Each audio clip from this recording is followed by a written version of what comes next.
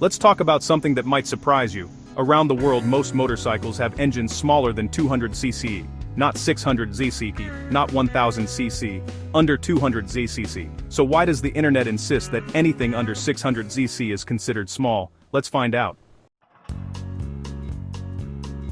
If you ride a big bike, this isn't hate. But we need to talk about something nobody says out loud. Motorcycle culture has been flipped. The loudest opinions come from the smallest percentage of riders globally. And most riders, they're on 125s, 150s, 200s. Doing real-life riding. In most of the world, motorcycles are not toys, they are transport, income, survival. A 150cc isn't a beginner bike, it's a family vehicle, and yet online, anything under 600cc is treated like a stepping stone. Compared to what? Let's talk horsepower. Somewhere along the way, 100 horsepower became the respect line. But where are you actually using it? In traffic. You don't need 100 horsepower, you need space and patience. All that power, just to sit between bumpers, in sand and mud. Horsepower just spins the rear wheel. What you actually need is traction, and control, and fuel. Big tanks look impressive, until they're empty far sooner than you expect.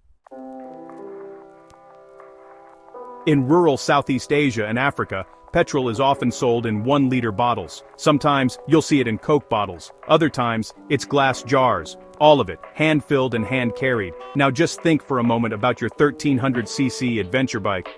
That's like 20 of those bottles, just to fill it up once. And in that same world, that fuel has to last a week. Not for touring, not for leisure, for survival. So, when we talk about range anxiety on a big ADV bike, that's really a first world problem, with off-road suspension. Now let's go off-road. MX doesn't care about displacement. Skill beats horsepower every time. Light bikes win because they are controllable.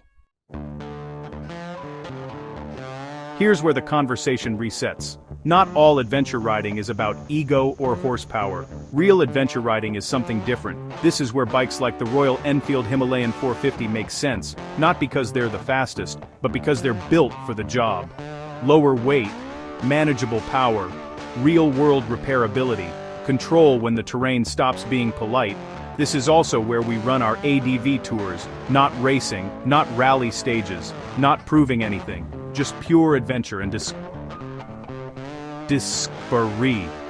Because once you remove ego from riding, adventure becomes something else entirely. It's not about how fast you go, it's how far you can still enjoy going when the road disappears.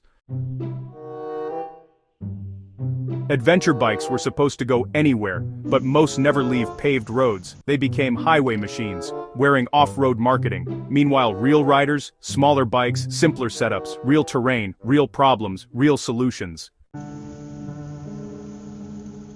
So, be honest, do you actually need 100 horsepower, or do you just want to say you have it? Big bikes are incredible, but they're not the standard. They never were. Maybe the world wasn't built for 100 horsepower bikes. Maybe they were built for a very small part of the world. Real adventure isn't about power, it's about presence, and that's what we ride for.